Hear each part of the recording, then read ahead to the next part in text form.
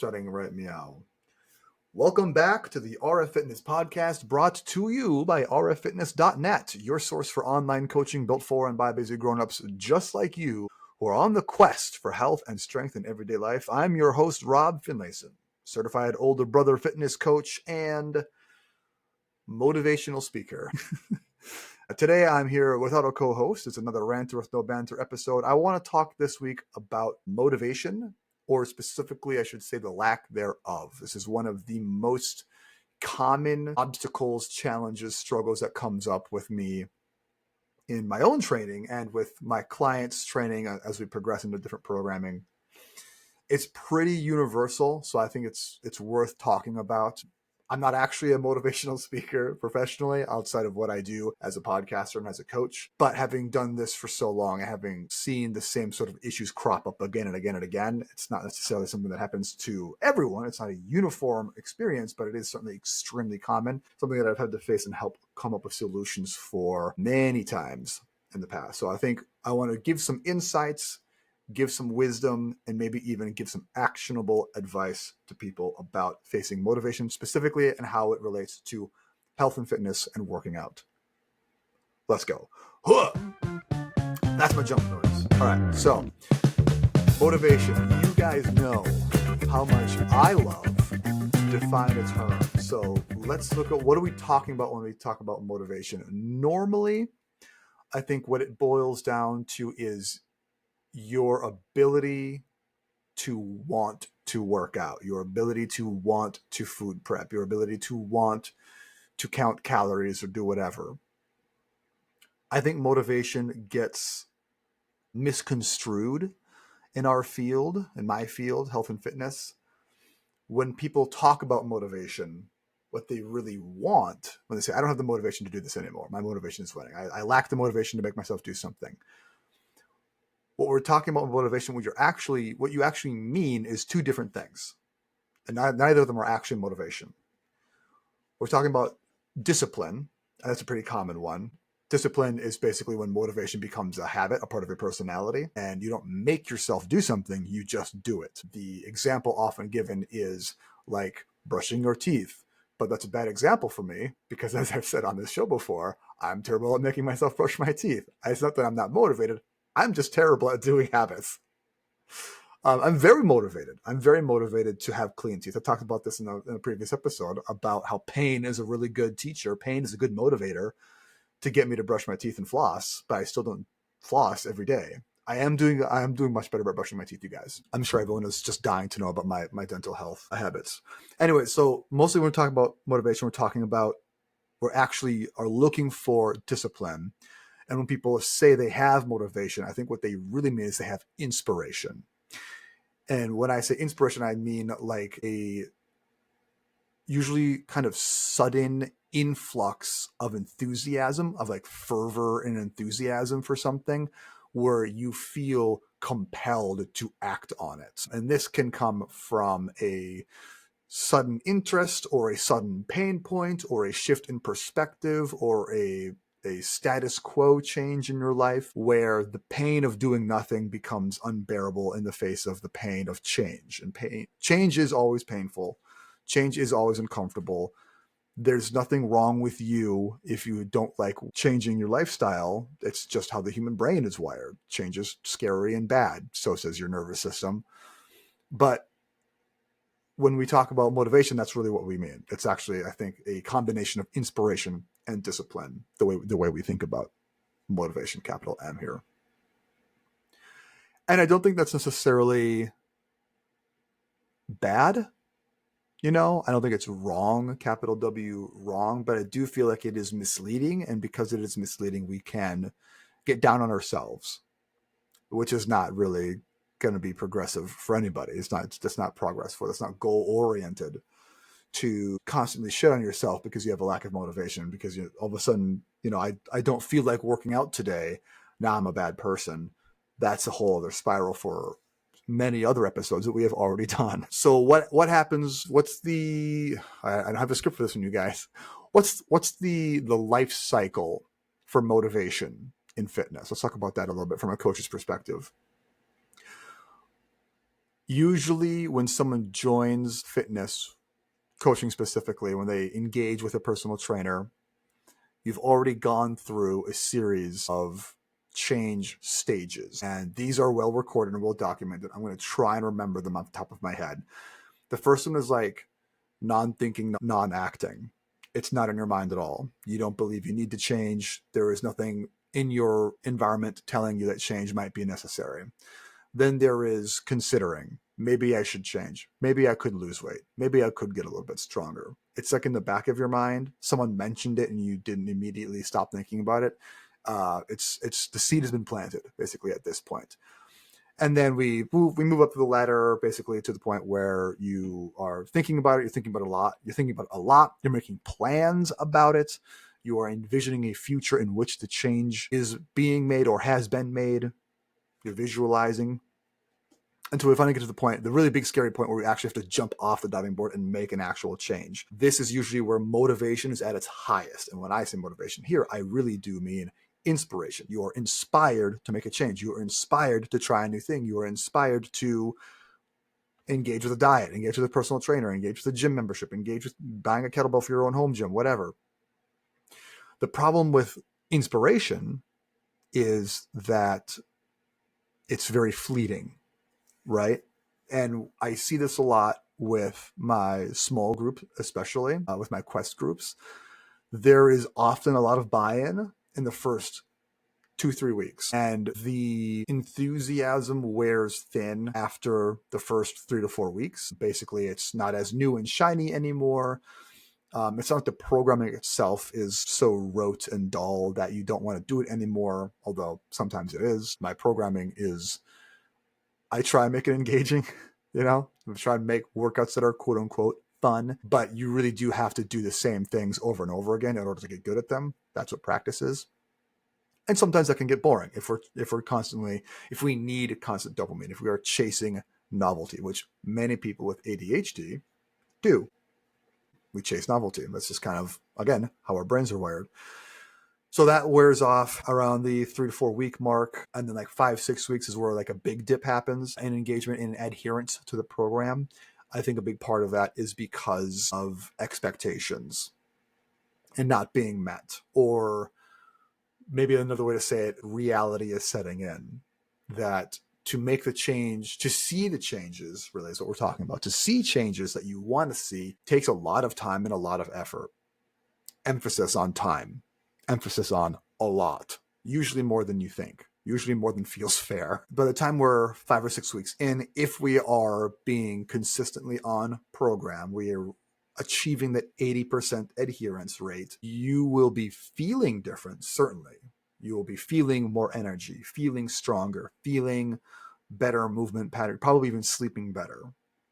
Your clothes might be fitting differently. You might be cutting a different shape a little bit in your own wardrobe.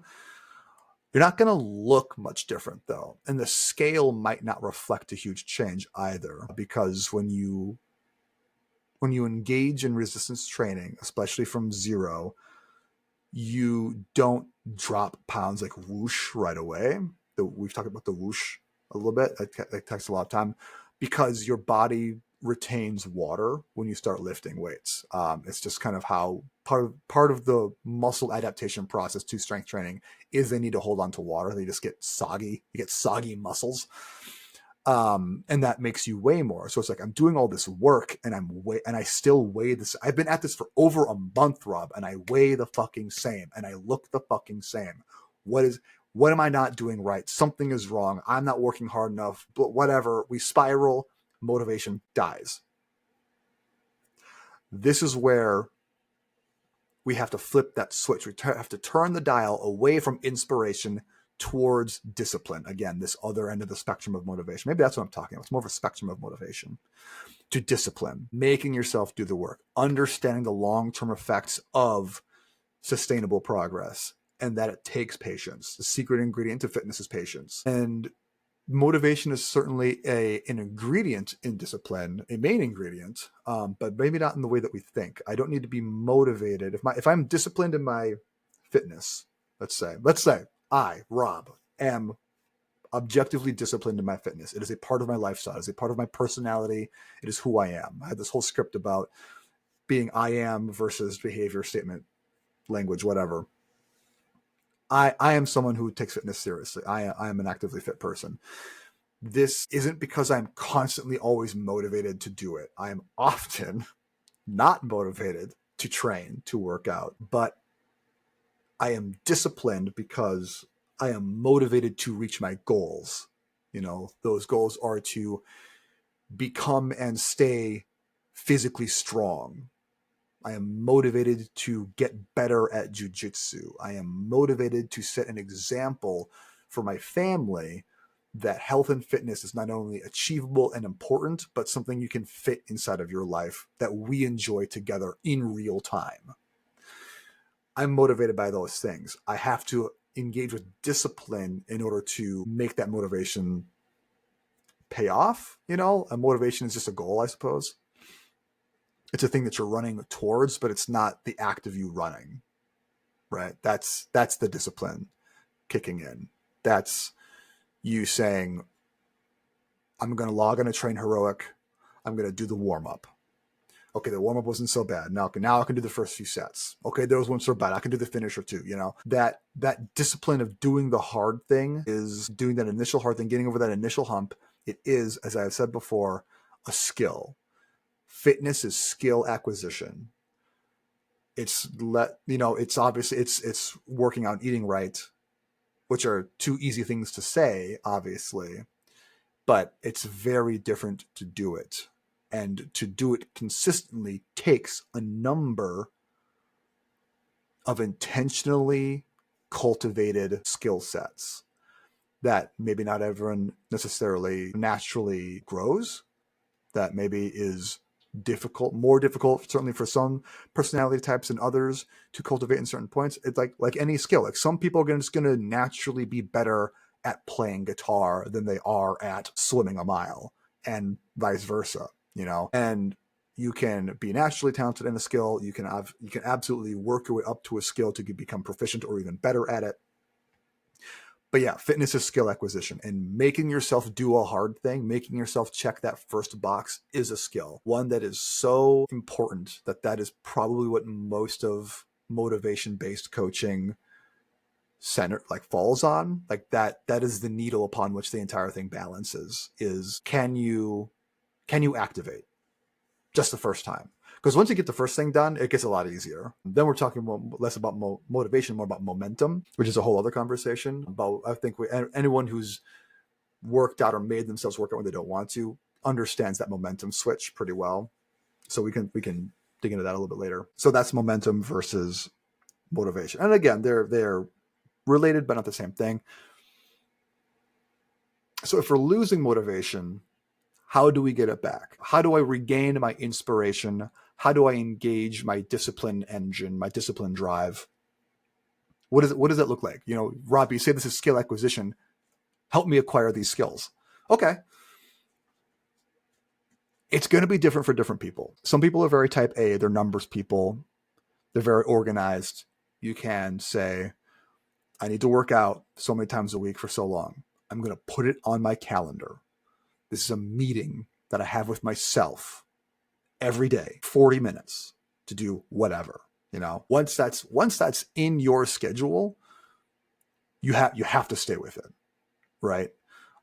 It's like a mindset thing, and I don't mean like it's a hashtag mindset grindset thing. I mean it in the sense that like some people can set their mind to just say like binary on or off. This is on my schedule. It is happening. I'm doing it at the end, which is good. That's one way to engage with it. Some people, that sort of decision making or time blocking doesn't work for you because of the way your brain works or because of the way your schedule is. You know, your kids just will not stay down for a nap or whatever.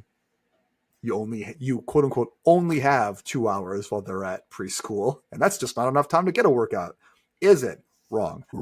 It is. It's plenty of time. Don't be a hater. So what you have to do instead is to have options that are as flexible as your lifestyle needs them to be. This is where I like This is what I did basically when Olivia was in preschool. I had a number of just really short workouts that I could jump in and out 20, 30 minutes. I still do these. I'm going to do one after I record this podcast. It's just fast and efficient, and I feel good, and I don't have to worry about like, ooh, am I hitting the optimal amount of working sets and reps? It's like, no. That's not what we're doing here. That's not where we're at right now. Where we're at right now is I need to move a heavy thing around or I'm going to lose my fucking mind today. 20 minutes of that, the end. All right. And I am living proof that a program like that can be effective at controlling your body mass index, controlling your body composition, getting stronger, building muscle, liking the way you look and feel in conjunction with a reasonable adult diet, a grown-up diet. So that's another one. And these are, again, on a spectrum of like different things. Either I'm setting a date with myself, I'm setting a meeting with myself. I've got an important meeting with a kettlebell today at 2 p.m. It cannot be missed. Or check the watch, the kid's done for a nap. I have probably 40 minutes to get sweaty and then also shower. And then we have to go to story time at the library or something after that, whatever. Or, I have like today randomly I have 90 minutes between meetings and I can work from home. And if I work out now, I can spend a little extra time with the weights. I don't have to shower because nobody's got to smell me. They don't got to smell my stank, a post-workout stank as I'm on the Zoom call. So you can do that too. More flexibility. It depends on like a lot on, like I said, mindset, like how your brain works, what works for your brain and what works for your lifestyle. So we have these options. We have those tools for you. These are very like schedule. These are like mechanical tools. If we're talking about things almost like a Dungeons and Dragons, this is a mechanical tool for you. A more soft skill tool would be like, how do you talk to yourself about it? Self, because I'm not going to be around. If you do have a coach, hopefully you engage with a really good personal trainer whose podcast you're listening to right now. If you need a little bit of extra motivation, you can always shoot a message, or get in the Discord. Huge for that, dude. Love the community. That is another whole skill set. It takes a village. Like the RF Fitness Discord is such a huge village, and I love them all so much for that. Like if I'm not feeling it today, guys, but I took a walk. Everyone's like, hell yeah, dude, good job. So it's part of that. It's getting down on yourself so hard. Like I said earlier, it's looking forward, being solutions minded, not problem minded. I don't need to come to a situation with all the things that could go wrong. Those things reveal themselves in time. That's what obstacles are good at. I want to approach a situation with all the things that could go right. And also, how can I steer towards those outcomes, towards that? If I start working, I put the kid down for a nap. She usually naps for 47 minutes. I could get a workout in 47 minutes. Can I do that? I don't know. If I go downstairs, I got to get changed into my special workout clothes. That's like 5 minutes. She could wake up. I got to fill up my water bottle. What if I drop the water bottle in the sink and it makes a clatter and she wakes up? Then I gotta go to the other room. I gotta get the baby talkie-walkie set up so I can hear her. What if that squawks and she wakes up and the whole thing is fucking ruined? Or like, what if XYZ? These are problems that will reveal themselves to you. You don't have to think of the problems. You don't have to think of the problems. The problems are going to reveal themselves to you. They invite themselves to the party. You don't got to worry about that. Let's rewind. I have 47 minutes to get a workout. Okay, I can jump down there in my dirty ass sweats right now and change once the kid's awake. That's fine. I have a little bit of water in my water bottle right now. It's not going to be even a full 45 minutes long workout. I can survive on 3 sips of water during a workout.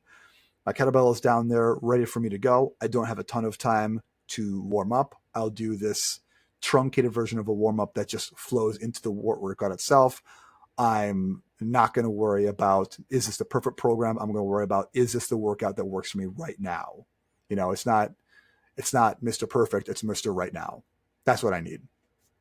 These are solutions. How do I lean into that? I just go. I just got to do it. I just got to pull the trigger. Do not sit down. Do not check your phone. Do not look at your emails. Go downstairs. Pick up your kettlebell. Literally go force your hand to touch iron. It's like touch grass, touch iron, go downstairs, touch iron. It's something happens when my hand touches that kind of, like, okay, we're in it. We're going now. I think there's a lot of power to be had in habit building. Another school of thought would be, think of it as like ritual. I'm really interested in like the witchy side, occult side of things, magic, left hand, right hand path magic, stuff like that. There's so much power in ritual. I'm pointing at it like you can see it. This is an audio format, so I don't know why I'm even explaining that. In my basement gym, I have a little bronze figurine of Hercules that a friend of mine got for me when she was in Greece. And it's part of my little fitness shrine up there. It's with my grappling medal and my old white belt from jiu-jitsu as well. And part of the ritual that I have to have down here is I have to pay respect to it. Just a quick little whatever to Hercules and my stuff. Like, I'm here to do a good job. And once I do that, it's like we're going. We're live. I touch the kettlebell. We are live. We are clicked in. We are activated. So find the thing that works for you. Maybe it is having a certain water bottle. Like, this is my favorite water bottle. I can only drink from it if I'm doing a workout. Keep it filled up. Fill it up at the beginning of the day. Put it in the fridge. It's going to be so freaking cold for you guys. You reach in, put the kid down. Do not sit down. Do not sit down. Go from kid's room to the fridge. Pull out your special water bottle. You have touched the water bottle. You are working out now. That is the mode you are in. That is a time that has been saved for you. This is the only time you get to engage with your special favorite water bottle. It doesn't have to be a water bottle, guys. It can be favorite shoes, favorite hair thing, favorite music. Make a playlist of all your favorite songs. You can only listen to them while you're working out. This has to be part of the ritual. There's power in ascribing. If you ascribe power and importance to your actions, those actions will be powerful and important to you. This isn't just for fitness. Okay, now I'm getting all fired up. Here we go. Create your ritual. Find power in that ritual. Stick to it. It's only as powerful as you make it if you do it over and over and over again. All right, so those are some tools, some strategies that I think cover a pretty wide range of this motivation spectrum that we decided on, me and you together. Good job. I'm glad we could have this talk. Me and you together decided on that motivation is a spectrum between inspiration and discipline. On the more disciplined side, we have making the schedule, putting it on your calendar, having it very laid out, very cut and dried for you. I would say on the discipline side of things as well is this ritual power to it. You're only doing X while engaging with Y to achieve Z, versus the inspiration side of things where it's, I find I have a moment, I have to capitalize on this. I find myself in a situation where I have the opportunity to do this, and seizing the opportunity when you can. Definitely one thing that I've come to appreciate so much more, even in the past year or so, is that tomorrow isn't promised. And I don't mean that necessarily in the like Pinterest hope core way, like live life to the fullest. I mean, whatever, live life to the fullest every day, but also pay your bills and stuff. But what I mean when I say tomorrow isn't promised is that like the job that I have where I go to a physical place to work is kind of unstable. Like, it's not the same every day.